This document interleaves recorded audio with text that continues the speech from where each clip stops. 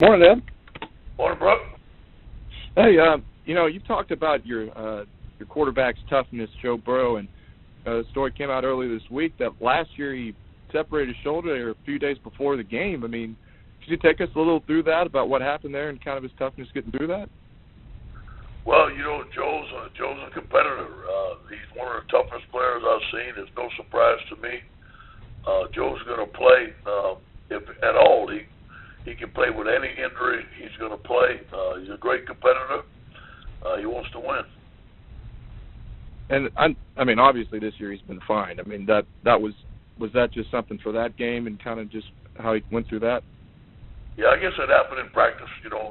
Something happened in practice to him, but it was a slight separation. I think he's had shoulder problems all his life, and sometimes it comes out on him. All right, thank you. You got it.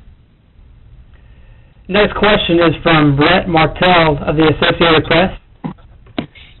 Bonjour, Coach. Bonjour, Brett. Hey. I'm sure you remember how the 2015 edition of this series affected or appeared to affect the Heisman race between Fournette and Henry. Would you kind of see it as reasonable if a similar thing happened in this game with the quarterbacks? Sure, I can see that. Yeah, obviously it's not the focus, but obviously, been a part of 4 Heisman winners. I remember Carson Palmer beating Notre Dame in a big game at the end and won the Heisman. I think it puts you on a national stage, and I think it helps you. And I do believe that obviously there are 2 big Heisman candidates. The one that plays the best and wins the game should have a shot to win it. How do you approach that with Joe, if at all? Don't even talk about it. Today's turnover Wednesday. We don't talk about it. And Joe's a very unselfish player. He could give a hoot about all those awards and stuff. He wants his team to win. Sounds good. Thanks. You got it. Next question is from Matt Zenitz of AL.com. Hey, Ed. Good morning. Hey, I wanted to see, what have you seen on tape from number 22, Nagi Harris, for them at running back? What have you seen from him just throughout the course of the season? He is a bruising back. Very well coached. Has great size, has great speed and vision. The thing that's best about him, when he hits the hole, he hits it with speed, and he's hard to tackle one-on-one. He breaks a lot of tackles. He makes a lot of yards out of contact, and they also use him out the backfield, and he's catching the ball very well. I think he's an all-around back, probably the best back we're going to face this year. And for them at cornerback, what have you seen from 7 and 2 for them? What makes those guys difficult to match up with for receivers? And just considering the talent that you guys have at receiver, just how interesting of a matchup do you think that's going to be with your receivers against those guys at corner?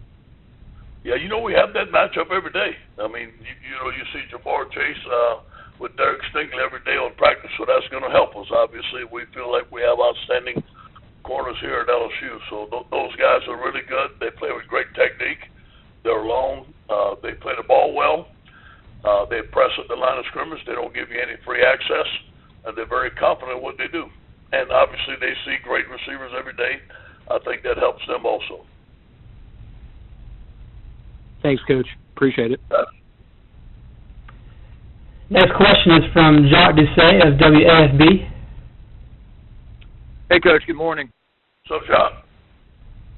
Coach, what emphasis do you and your staff and just everybody there in the football program put on educating your players in terms of what they're putting in their bodies and the importance of passing drug tests and the importance of remaining part of the team in that capacity? That is huge. We talk about it. We have Shelley runs up our department on that. We talk about it a bunch. We have educational seminars on our guys. When and if they're drug tested, we put them in counseling. I think we have a tremendous program of counseling young men of what to do and not to do. And obviously, there's penalties if you face certain consequences after several drug tests. So I mean, that's in place here. We are into rehab. I myself drove several kids to rehab. We want the best for our kids, but they have some rules that they have to follow. Gotcha. And sorry for the big shift of subject, but this Alabama punt returner, is he the most dangerous you've seen this year? Yeah, Jalen's fantastic. He's a player. You know, I was recruiting Marvin Wilson, so I've seen him over there. Man, he is a phenomenal player. I think that he got some wiggle. He's got some speed. He's a great receiver. He's great with the ball in his hand. And he is a challenge, and he is by far the best we've seen this year. Thanks, Coach. You got it. Next question is from Glenn Gilbo of the USA Today Network. Coach, have you been a coach at a practice or a game that a sitting president came to in the past?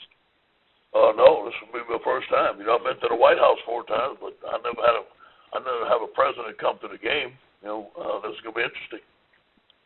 Now, so you went with USC to the White House after their championships in 03 and 04?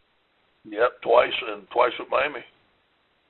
Right. So what was it like being with LSU at that 03 thing? Is that the first great. time you Everybody was cordial. It was good to see everybody. It was good. It wasn't, you know, I thought we may have a scrimmage in the courtyard or something, but it wasn't. I mean, those guys were nice. We were nice. I got to meet all the coaches. I remember seeing Coach Bagley over there. It was just like a little reunion. It was good. Was that the first time you met Saban? I think it's the first time I met him. Yeah, I talked to him before. I think first time I met him in person. Yeah. Thank you. All right. Next question is from Bob Holt of the Arkansas Democrat-Gazette. Hey, Ed, how you doing? What do you say, Bob?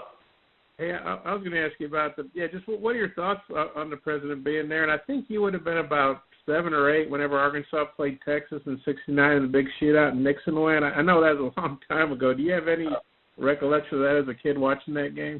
No, I don't. Hey, when I was at Arkansas, I was waiting for Clinton to come, man. I wish he'd have came up there, Bob, but no. I don't have any recollection of that. And, you know, I think it's good, man. If the president wants to come to a big game like this, it's good. I just hope he sits right there in the middle and cheers for both sides.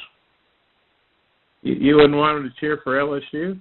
Well, I think the president needs to be neutral. If he wants to cheer for LSU, I'm going to welcome his cheer. But obviously, I don't think the president should be cheering for either team. I think he should be right down the middle.